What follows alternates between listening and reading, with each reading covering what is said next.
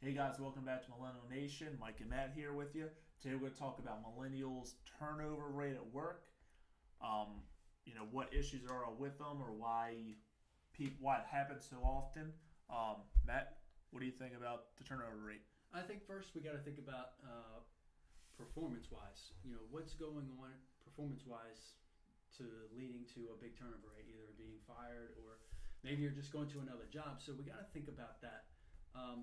I don't think it's as bad as what everybody thinks it is. So where we have a turnover rate on a job where it's say you have 50 employees and 90% of them are only there. Between the ages of 18 to 34 are only there for less than a year. Okay? Yeah. I don't necessarily think it's as bad as what it seems, unless you're the business owner and you know that you're firing people for poor performance. But it also could be you're looking for a new job, or you don't feel like you're included into something, I guess maybe special or that's making an impact.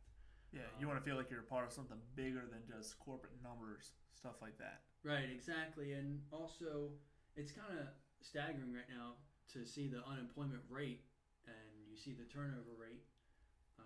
Are they not getting another job because of poor performance? Or when you look at the rate right now for millennials, unemployment rate is at 8.6%, and that's not including the non-employed, which are the people that aren't looking for a job. They're unemployed, but they're not looking for a job, so they're not counted. But yeah, college even students are in there. yes, college Right. students are in there too. But most college students, I think, have a part-time job. And that's counted as employed. Yeah. When you see the statistics, that's what they're counted as. And I guess for you, Mike, what would be a situation for a turnover rate? Like, why would you? I mean, poor performance is one of them, but I think the biggest thing is either they think they're underutilized, they want more money. That millennials are, we deserve $100,000 a year right out of college because that's what our teachers said, that you're going to be making all this money, and you don't feel like you have a purpose. You're not. A lot of them are disengaged. Most millennials, like 2/3, they say is the ratio, are disengaged at their job. They just go by the motions every day, same thing, come in, do emails, send reports to their manager, and that's it. They're not excited about it. They want to get in, get it changed. So if they're not doing that, they fall into the rut of just working in the same place for 40 years, and that's just not what we want anymore. Like I said, we want to be engaged. We want to feel like we have a purpose, a mission with the company, whether it's just, we're not just a number, and also the culture of the company. If you are coming at 9 o'clock, 30-minute lunch, get back to work, your boss is a jackass, we're going to leave there. We're going to say, well, F this, I'm out. A lot of companies, big corporate companies, and this is why that they've grown so big so quickly, like Google, is their culture at their company. It's, come in, get your work done. They give you free breakfast, free lunch, free coffee, all you want. They have sleeping pods. I love that sleeping pod because sometimes you get through a meeting and you're like, damn, it's so much. Something just kills you for a little while. 30-minute nap would be great, and you're gonna be right back up, and you're gonna slam the rest of the day. Yeah. They get free stuff like that. Google has like ping pong tables, pool tables where you just stop, do your thing. Under Armour, Andrew works at Under Armour, and he can just go work out anytime he wants, and they have personal trainers, 12 hours there, 12 hours a day. That is shit. Who would not want a free personal trainer anytime you want? Yeah, I agree with you. That's important in the business setting, and you have to look at the whole other half of the workforce, which is in service or in working in a warehouse where they don't have that luxury. The luxury or opportunity to have those added benefits into your job. So for me, I can't do. For me, I'm a service guy, so I can't take in all those benefits. They can't give me all those benefits that you could in a business setting. No, but maybe it's something that we have to brainstorm on what can be brought into it. An extra half an hour for lunch, or that you have a company the company buys you lunch, or if you're going to be in the same location for 1 month, you can kind of plan around your days. It's just like millennials love flexibility in their schedule. As long as you work 40 hours during this week, any times, they're more willing to work to do that. You know, because millennials, we don't like waking up at 5 a.m., being at 7, do this stuff, be off by 3 or 4, woo woo. Yeah. No, we want to be able to work whenever we want, as long as we're still productive. That we're happy with that. And also, is that ultimately what is creating the high turnover rate here? And you know, I think that's part of it too. And you know, we talked to a couple small businesses, and they gave us numbers that were quite astounding when you look at them and you see how many millennials are being turned over so quickly. I mean, we're not going to go into numbers here, detailed numbers, but the averages are very bad compared to the older generations and how long they're committed to their job. Yeah. But also for me, you know, I have to explain a little bit about why it's good to leave a job early or where you're not there as long and move on to another one is money. I mean, I made my biggest jumps in pay from one company to another. Yeah. So for me, it's not necessarily a bad thing when you see someone who's worked there for a year and then next thing you know they hightail their ass out of there and you think it's a bad thing, but it's not necessarily that way. They're just going for a better offer. Yeah. Yeah, they might have the offer to step up, make a couple $1,000 more, or just have a better a place to work at. You know, your dream job might be right. You might make less money at the next job, but you always want to work for that company. It's a foot in the door. Yeah.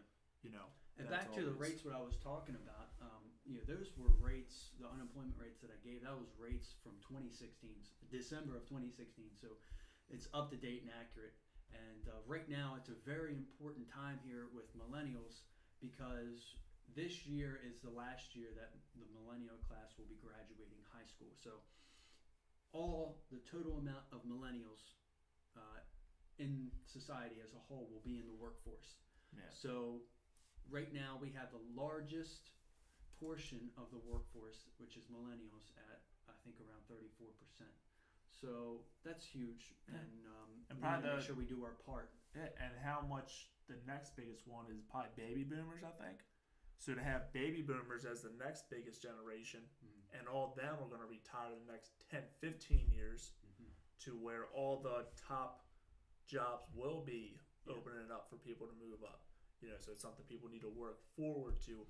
Might stay in that job and see you might get that position, even though it might take 5 years, not 3 years, or whatever it is. Yeah, that was interesting. You brought that up the other day where you said, I think we average it out to about 10,000 people turning 65, was it? Every day? Every day. Every day, 10,000 in America.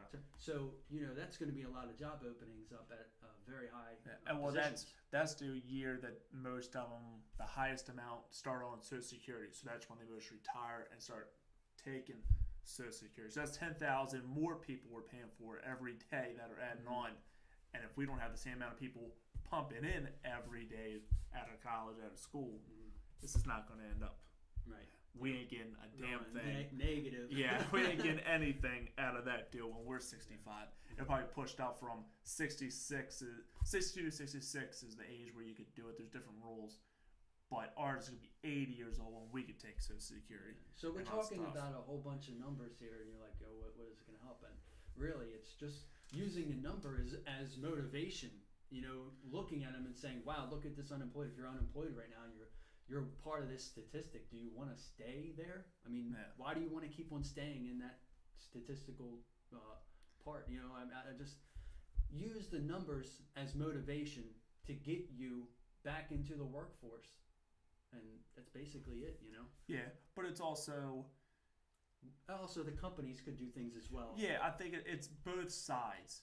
We as a generation need to stop jumping, I guess, to get turnover rate of being fired and just being a terrible employee. There's no goddamn excuse for it. I see it all the time. I'm like, I have guys that work with me and do all the stuff, and I'm like, you so underperform what you can be doing just because you're fucking lazy. Or you don't have a way to motivate them. I try to find out, what do I need to motivate this person to do that? And you ask them, and of course it's more money, and then you get more money, productivity goes right back down the drain. Yeah. More money. Lasts for a little bit. Yeah, it just lasts. You need to find a long-term solution to do it. Yeah. And it's hard to motivate, if you're not in the right place to do it. How do you, money. That's it should a good, always be about money. That's a good point to bring up is when you give them more money, I think right now for millennials, the expectation is really high when you get into that first job and you think after 6 months you should be getting a raise that's $10 more an hour. I should be a manager now. Right. I mean, it's 6 months. I should be doing stuff. Yeah, you think you know everything, but really it takes years to gain that kind of experience and that kind of knowledge in a particular field to get to that level. Yeah. So that's definitely important. Yeah, I mean it takes time. It's like building wealth over being an investor on stocks. It doesn't take, I buy this, and this. I'm not going to be a Warren Buffett next year because I'm saving all my pennies and doing it. It takes decades to build up that stuff. Yep. Start at the bottom, work your way up. We got where we are, not just walking in a job saying, oh, I read books on, this, and this. Oh, sure, take the thing. You got to agree. It takes time to build up. So you don't always have to jump to do it, but sometimes it's worth just jumping ship and, like you said, finding something that you're interested in. Yeah, and that makes more money. Like we go back to what I was explaining before, you stay at a job for 2, 3, 4 years, and then you jump to a new one to get a better position because that opportunity might not be there at that company. So you have to take that into consideration too. I think we're mainly trying to stay focused on people who are there for less than a year. That's not really good on your resume either. No, unless it's McDonald's to Burger King to Taco Bell. Get a real goddamn job here. Right. Okay? You don't deserve $15 an hour to flip freaking burgers. Okay? If it was a gourmet burger, I could understand that. But you're not making that. So do something that's useful, going to help society to get that better pay. You don't learn any skills at those jobs. No, very little. They are simplified. My town restaurant. You make your restaurant. The goal of being a franchise, building a franchise, is to make it so simple a 16-year-old kid can run your restaurant. That's how simple it is. Mm-hmm. So any 16-year-old can run a goddamn McDonald's because they made it so dumb-proof. Simplistic, Yeah. You don't need that anymore. Exactly. But also job, people leaving jobs, millennial turnover rate also is good for employers, because of, I might leave a job and you step in my position and you have a better idea than I did. I can create a better perspective on an issue. Innovation gets better when you get new people in. And you might be more enthusiastic about it. Oh my God, I really wanted to work for this company. This position is great for me. And you're so much more excited to where I might have been like, yeah, this shit sucks. I'm not excited.